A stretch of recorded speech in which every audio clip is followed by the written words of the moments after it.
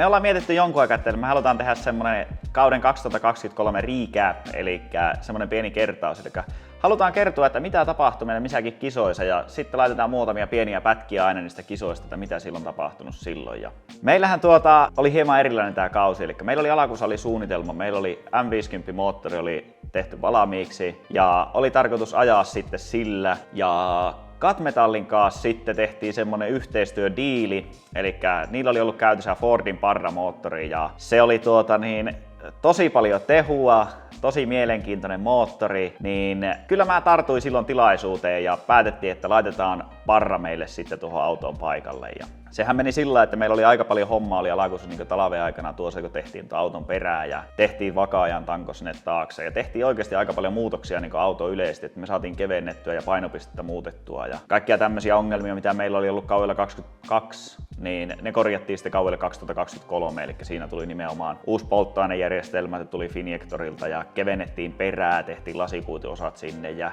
siirrettiin samalla sitä tankkia pikkusen eteenpäin ja saatiin niin painopiste paremmaksi, eli meillä oli liian takapainoinen tuo auto, se oli hankala ajaa ennen sitä ja sitten se oli vielä tosi painava. Sitten kun saatiin ne tehtyä siinä, niin oikeastaan siinä taisi olla pari kuukautta ennen ensimmäistä kilpailua, niin tuli tää Parra-mahdollisuus meille, eli tää Parra on se australialainen 4-litrainen suora 6 moottori Fordista ja sitä on pelkästään Australiassa ollut sitä moottoria, että sitä ei ole niin Eurooppaan eikä Jenkkeihin tuotu. Todennäköisesti olikohan sen takia, että siinä oli huonot päästöt ja sitä ei saisi tuotua sinne oikeastaan. Niin ruvettiin laittamaan Parraa paikalle, saatiin laitettua se ja se oli tosi tiukka aikataulu meillä. Eli siinä piti oikeasti tehdä tosi nopeasti sitten ne viimeiset jutut ja että saatiin se moottori paikalle.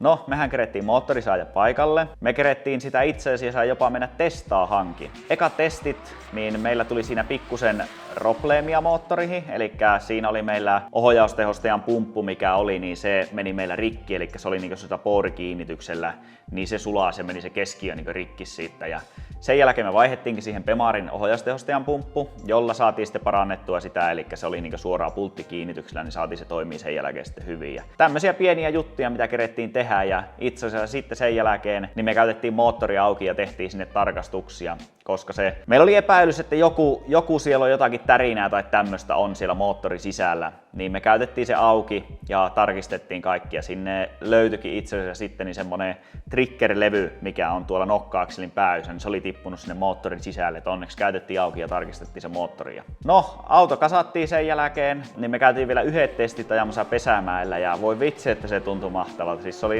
auto toimi tosi loistavasti Pesämäen rajalla ja sen huomasi että tehua on tosi hyvin ja siellä meinasi olla justiin käydä sillä, että meinasi tulla laitettua liian isoa pykälää pesäähän, että kun ei ollut tottunut siihen vääntöön, kun se tuli niin paljon sieltä, niin siellähän oli sama minkä vaihteen löi pesäähän, niin se aina vaan sutasi, mutta totta kai se nyt tekee sillä, että kun siellä oli niin paljon tehua meillä. Meillä taisi olla muistaakseni silloin tehua käytössä reilu 800 heppaa ja reilu 1000 newtonia vääntöä, eli siellä oli oikeasti tosi paljon oli sitä tehua. Pesämäen testien jälkeen ei muuta kuin vehkeet kasahan ja siinä oli meillä pussiprojektiakin eli meillä oli pussisaali hämminkiä ja kaikkia. Se oli tosi haastava meillä se ensimmäiseen kisaan lähteminen. Niin lähetettiin samalla lailla taas bussi menehen ilman kuljettajaa niin Englantiin. Ja siinä sitten ooteltiin, siinä vähän reilu viikko meni, että se meni sinne ja me lennettiin sitten sen jälkeen itse Englantiin ja ajettiin se siellä Irlantiin. Ensimmäinen kilpailu Irlannissa. Sehän alkoi meillä sillä, että me mentiin sinne ja heti ensimmäisestä vejosta lähtien siinä oli pikkusen ongelmia. Mä en ollut tottunut semmoiseen asiaan, että kun mulla ei ollut antilakia silloin käytössä tuossa Parra-moottorissa, niin mulla meinasi kierrokset laskea tosi monesti liian alasta. Vaikka se möyrysi sitä kyllä ylös, niin silti siinä meni aina sitten tosi paljon aikaa, eli mä olin liian hitaasti takaisin kaasulla, koska oli tottunut siihen antilakiin, että silloin tosi korkealla kierroksessa se lähtee tosi helposti siitä, niin siinä aina pikkusen aikaa otti aikaa. Ja sitten meinasi välityksen kaasulla vähän ongelmaa, eli meinasi olla liian iso pykälä pesääseen ja sitten sen takia se meinasi vähän puutuakin siinä ja sitten meillä meinasi renkaat loppua 2 vetohon kesken. Ja siinä saatiin ensimmäisen päivän reenit ajettua. D-Mäkisen, niin kuin se on huomattu nyt tänä kautena ja aikaisempina kausina, niin tosi vähän saa reeniaikaa, eli se on ihan muutama veto. Seuraava päivä, eli lajittelupäivään lähtiessä, lähdettiin meneheen siihen ja ensimmäinen reeniveto oikeastaan kun lähdettiin, niin meillä oli lämpöjen kanssa hieman ongelmia. Ihmeteltiin, että mikä tässä oikein on ja sitten loppuviimein siitä huomattiin, niin ne nousi lämmöt tosi korkealle ja mä tulin varikolle. Ja eiköhän siellä niin flekti oli rikki. No meillä meni koko reenien ajat sitten siinä, eli me yritettiin korjata flektiä. No mä ensin sitä puriin ja sitten kokeilin syöttää suoraa virtaa sinne ja tehdä kaikkia, mutta eihän se lähtenyt ollenkaan toimiin. Muistaakseni sitten niin me saatiin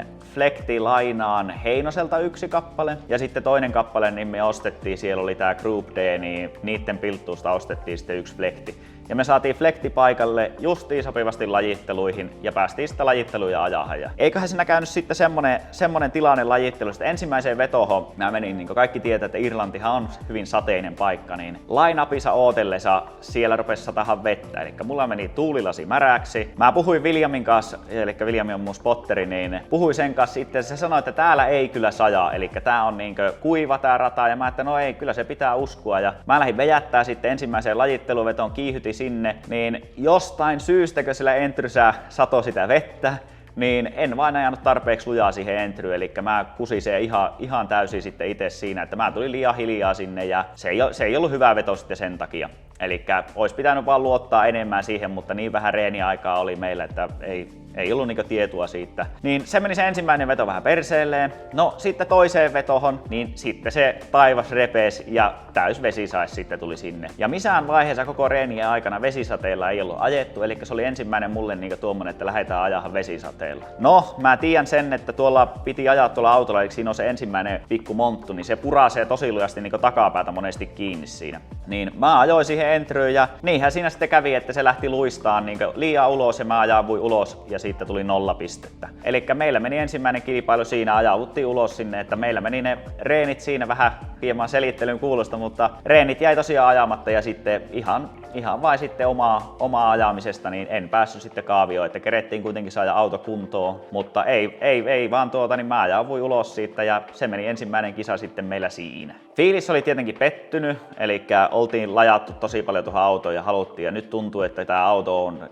tosi hyvä ja että kun saa ajaa vaan reeniä, niin tämä homma oikeasti toimii tosi hyvin. Ja ei siinä mitään, siitähän palauttiin sitten kotia sieltä taas se lähetettiin taas bussi niin ajettiin Englantiin ja se tuli sieltä takaisin Hiljoskelle Helsinkiin ja mä kävin hakeeseen sieltä ja seuraavat kilpailuthan meillä oli sitten Ruotsissa. Ja nyt sitten ajateltiin semmonen tilanne, että otetaan tosissaan tää homma, eli halutaan saada kunnolla treeniä. Me mentiin muutama viikko ennen Ruotsin kilpailua, niin ajettiin Ruotsiin sinne DMECin rajalle, mentiin ajaa sinne testiä ja käytiin oikeasti ajamassa siellä ja mulla rupesi napsaahan älyttömän hyvin se rata. Eli mä pystyin vetämään oikeastaan ensimmäistä vejosta lähtien niin suoraan sillä, että kaikki boksit ja kaikki meni hienosti, eikä ollut mitään hämminkiä. Auto pelasi älyttömän hienosti ja kaikki meni hienosti. No, saatiin reenit ajettua hyvällä fiiliksellä sitten Ruotsin kilpailuun ja toinen treeniveto Ruotsin kilpailussa, niin venttiili poikki meidän parran moottorista. Eli se triggeripyörä, mikä oli irronnut sieltä silloin päästä, niin vaikka sitä koitettiin kahtua, että siellä ei mitään olisi tapahtunut, niin todennäköisesti se oli vaurioittanut jollakin tavalla sitä venttiiliä ja se venttiili sen takia katkesi. Me ei keretty se ensimmäisen ennen sitä Irlantia niin purkaa sitä moottoria, koska meillä oli niin tiukka aikataulu päästä sinne Irlantiin, niin tuollahan se Ruotsissa sitten kostautui ja meille meni venttiili poikki. Sitten onneksi Fredrik Westringiltä saatiin vuokrattua auto. Eli siinä oli niinku semmonen tilanne, että mä kyselin kaikilta, että onko jollain pro-autoa tässä lähistöllä. Ja sitten se selvisi, että niin, sillä on auto. Ja me saatiin semmonen ykkössarjalainen sitten vuokrattua siltä. Onneksi Kärkkäinen lupasi jeesata sitten siinä vuokrauksessa, niin saatiin hoidettua sekin pois alta. Mutta vuokra-autolla ensimmäiseen vetoon, kun lähdettiin menemään, sinne kytkin luisti aivan älyttömästi. Eli siinä oli justiin ennen kuin se oli tullut se toisen meille, niin se oli laittanut uuden kytkimen siihen ja hän ajaa sitten, Fredrik ajaa niinku tuommoisella katurenkaalla vielä, tai ajokohan se Teknova semisliksillä, eli paljon liukkaammalla versus mitä tuo on tuommoinen Extremen 285, millä me ajettiin. Niin sehän luisti se kytki aivan älyttömästi ja toiseen reenivetoon sitten kun me päästiin ajamaan, niin meillä sulasi koko kytki. Elikkä se sulasi niinku yhteen nippuun ja onneksi siinä oli samanlainen kytkin, mikä meillä oli sitten meidän omassa autossa. Niin me vaihdettiin justi ennen lajitteluita, niin vaihdettiin vielä 91 sen jälkeen siihen ykkössarjalaiseen meitä uudet kytkinlevyt. No sitten lajitteluihin. Ensimmäinen veto, en muista miten meni, ei ollut oikein hyvä. Ja siinä taas kävi sillä lailla, että se luisti se kytkin, vaikka oltiin vaihdettu uudet levyt. No ei mitään, ei sinä toiseen vetohan kerkiä enää sille kytkimelle mitään tehdä. Siellähän sitten selvisi, niin esijännitys oli väärä sille kytkin levylle. Eli siellä olisi pitänyt laittaa sitten, niin säätää vähän eri kohtaa sitä kytkimen esijännitystä, että se olisi toiminut oikein. Sitten ei mitään toiseen vetoon, mä ajoin sitten pienemmällä vaihteella koko matka ja sehän toimi ihan hyvin. Mä sain hyvän vejo alle ja sain pisteekki siitä ja nipin napin 33. oltiin me, eli yhdellä tiputtiin sitten kaaviosta pois siitä. Et se oli vähän harmittava, mutta oltiin tosi tyytyväisiä siitä, että saatiin vuokra-auto ja saatiin ajaa kuitenkin ne lajittelut, että ei käynyt semmoista tilannetta, että jäisi ajamatta lajittelut. Seuraava kilpailu. Totta kai siinä oli sitten iso työ Ruotsin ja Suomen välillä. Me jouduttiin kasaamaan se moottoriparra uusiksi siinä ja sinne tuli aika paljon uutta osaa ja Kremi Oy sitten paino siinä pitkää päivää ja kasas meille sitä moottoria ja käytiin laittaa moottori paikalle.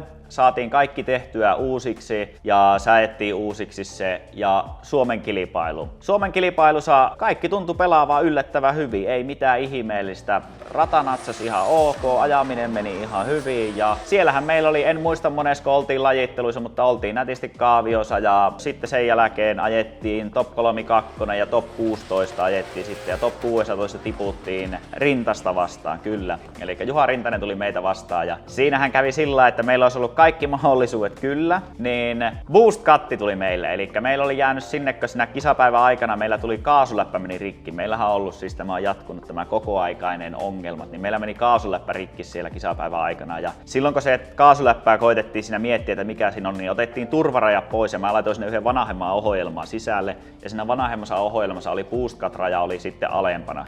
Niin siinä kun mä ajoin top 16 vedossa Rintasta vastaan, niin eiköhän auto pätkässy ja suoristu useamman kerran ja se johtui siitä, että siinä tuli se boost cutti. No ei mitään, hyviä pisteitä oltiin kuitenkin niin sillä, että oltiin top 16, oli mahtava nähdä suomalaisia faneja, oli aivan älytön määrä ja se meteli ja fiilis siellä oli tosi siisti. Eli aivan mahtava oli kyllä se Suomen kilpailu ja innolla odotan, että tulee tulevaisuudessakin Suomen kilpailut. Että siellä on kyllä oli tosi mahtava kyllä fiilis siellä ja näki sen, että minkälainen se on.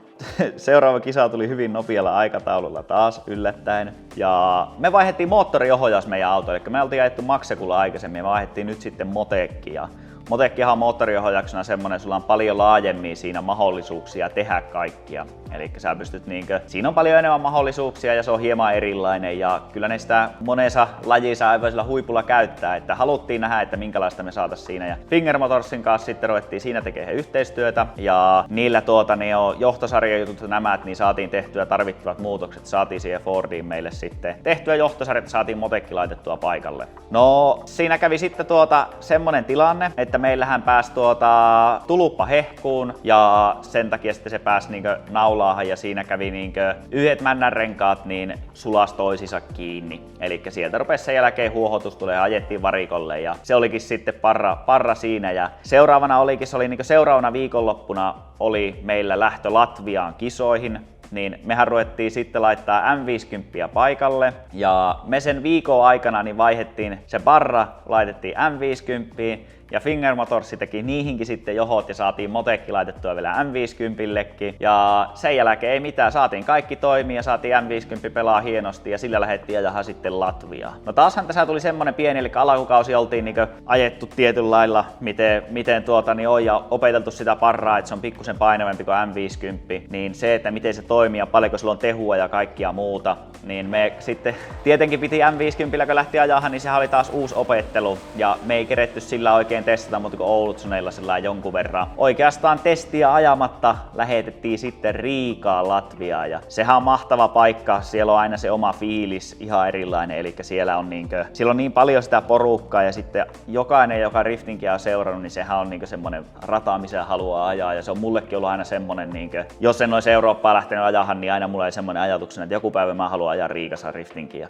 Ja se oli meille, kun päästiin sinne, niin se tuntui jo ihan hyvältä. Me oltiin tosi nopeasti sinut M50 kanssa ja reenit meni ok, siinä ei ollut mitään sen kummempaa ihmeellisyyttä. Säät oli tietenkin jäänyt tosi vähälle, vähän siellä säädettiin vielä viimeisiä kylmäkäynnistyksiä ja siellä oli Fingermotorsit oli etänä meihin sitten kavereita ja saatiin autoa koko ajan paremmaksi, säädettiin tiettyjä juttuja, mitä mä halusin muuttaa siinä ja auto toimi hienosti, imulämmöt oli vähän korkeat, se oli myös lämmin viikonloppu siinä ja se imulämpö on semmonen, että kun se nousee, niin tehu laskee samaan samaan aikaan, koska ennakkoa pitää tietenkin tiputtaa, kun imulämpö nousee. Niin siellä ajettiin lajittelut meni ihan hyvin, päästiin siitä jatkoon ja top 32 meitä vastaan tuli Marko Zagouril. Ja sitä vastaan kun ajettiin sitten, niin meillä meni ihan hyvin mun mielestä ajot, eli ensimmäisenä mä ajoin chasein ja mä pääsin ihan ok lähelle, eli mulla ei ollut laseja, mulla tuli sieltä veet sisälle ja ihan ok pääsin kuitenkin niin lähelle ja tosi hyvä mun mielestä, mä olin tyytyväinen omaan ajoon ja saatiin, niin kuin, että meillä on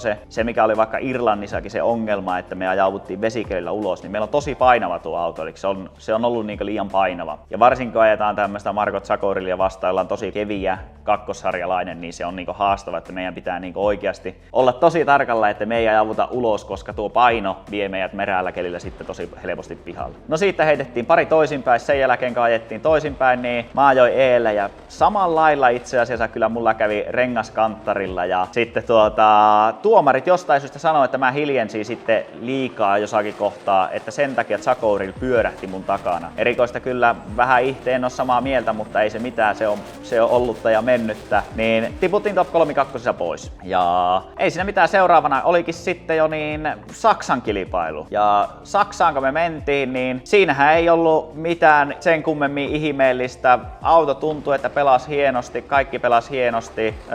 Lajitteluisa, eli siinä mä halusin sitten, kun lähdettiin ajahan, niin mä ajoin vähän turhaa seittiä, eli mä ajattelin, että mä saisin niinku siitä pisteet ja se menisi ihan ok se meidän ajaminen. No, se pistemäärä huomattiin, että se ei tule riittää, eli se on tosi kova, niin oli se taso, että sillä pitää ajaa sillä, että näki niin sen, että se ei riittänyt, että vaikka olet boksissa, piti mennä niin perse seinää vasten. No, toiseen vetohon lähiajahan napsu liikaa, vähän koppasi seinään ja ei se mitään, vaikka loppupätkä meni hienosti ja kaikki hyvin, niin se on kuitenkin niin raaka peli tuolla, että se vähän koppasu seinään, niin siitä ei mulle pisteitä samalla lailla tullut, eli siitä vähennettiin niin paljon. Ja ulkona kaaviosta. Ei mitään, siinä nuoltiin taas haavoja ja tultiin siihen tulokseen, että reeniäkin pitää saada ja kaikki pitää toimia, että pystytään ajamaan niin tuo läpi. Sitten päästäänkin oikeastaan Puolan finaaleihin. Puolan finaali oli ensimmäinen semmonen, missä me pystyttiin ajamaan aika lailla ilman minkäännäköisiä ongelmia. Me oltiin saatu kehitettyä tosi hyvin autoa eteenpäin lyhyessä ajassa Finger Motorsin kanssa, eli se kaasun käyttäytyminen, miten se toimi, miten se auto heräsi, miten antillakin toimi kaikki, niin se oli tosi mahtava aja, ei mitään hämminkiä, eli siis silloin pystyi näyttää sitä, että minkälaista se on se ajaminen, kun kaikki toimii, ja mä nautin siitä ajamisesta. Lajittelut ihan jees, ei mitään siinä, ja kaaviosa top 32 ja eikä siellä kuka muukaan kuin Conor Shanahan, eli Shanahanhan voitti sarjan mestaruuden ja itse asiassa voitti tämän Puolan kilpailunkin. Ja ei mitään, mä ajoin ensin menee sen perässä ja sehän meni heti alkuun, kun se pääsi hyvin sivuun ja mä oon ajanut ilman sivuikkunoita ja sitten meidän auto ei ollut tarpeeksi nopea, eli me ollaan joutu kuitenkin pikkusen pelaamaan balanssia siinä, että kun meidän teho ei ole ollut niin korkea ja sitten sen pion kanssa, niin meillä on ollut semmoinen kultainen keskitie siinä. Siinä eksyttiin sitten savuhun, eli mä jäin sen verran pikkusen taakse siitä Conorista, niin suoraan sivuikkunasta kaikki savut ja mä en nähnyt yhtään mitään. Ja sitten vähän pelkäsi sitä, että en osu siihen sisäklippiin, niin se meni se chase meillä sitten vähän perseelleen siinä. Liidi ajettiin sen jälkeen, hyvä liidi ja ei mitään, oikeutetusti Conori jatkoi ja me lähdettiin sitten menee. Tää kausihan oli meille tosi haastava, eli itse asiassa meillä oli menestyksen puolesta, meillähän meni huonommin kuin 2-2 kausi. Ja meillä oli tosi monta muuttujaa, me ei keretty keskittyä treenaamiseen niin paljon, autoa kehitettiin koko ajan, mutta sitten me tehtiin niin paljon muutoksia siihen, niin ei aina päässyt sinuiksi sen kanssa. Ja valitettavasti meillä tuntuu huonoa tuuriakin olevan aika paljon matkassa, mutta nyt 2024 asioihin tulee muutokset. Eli uuden auton rakennus on lähtenyt käyntiin ja nyt ei tehdä minkäännäköisiä oikoteita. Eli me laitetaan nyt, koitetaan saada kaikki heti kerrasta lähtien sillä lailla, että siinä ei ole kompromisseja. Totta kai meidän pitää tietyt asiat tehdä sillä lailla, kun me vain pystytään, eli aivan kaikkia mitä haluttaisiin, niin ei pystytä tekemään. Mutta koitetaan tehdä mahdollisimman hyvin, miten me osataan tuo tehdä. Ja meillä on uusia yhteistyökumppaneita ja saadaan jatkaa tuo nykyvien yhteistyökumppaneiden kanssa tekemistä. Sillä me uskotaan, että me saadaan semmonen resepti tehtyä ja semmonen auto, että se on oikeasti kilpailukykyinen. Eli kuitenkin sillä lailla, että jos ajatellaan, niin kyllä me halutaan vähän varmempi ja sitten on se meille tuntuu, että tämä on vaatinut tää koko hommasta semmoista uutta starttia meille. Tästä syystä me rakennetaan tämä uusi auto ja ensi vuosi tulee olemaan meille se, että silloin me tullaan näyttämään kaikille se, että kyllä meistä on siihen ja keskitytään talven aikana treenaamiseen ja auto halutaan saada hyvissä ajoin siihen iskuun, että me päästään oikeasti testaamaan sitä ja koitetaan hommata varaosat ja mietitään koko tiimillä sillä, että me saadaan tää homma toimia. Mutta semmoinen oli meidän vuosi 2023 ja pysykää mukana ja seurakkaa sitten täältä, että mitä tulee tapahtua. Että se kuitenkin meille itse asiassa yksi eli ehto, että me pystytään tätä toteuttaa on se, että meillä te katsotte videoita ja me saadaan sen takia sitten yhteistyökumppaneita. Niin ei mitään, palataan. Hei hei!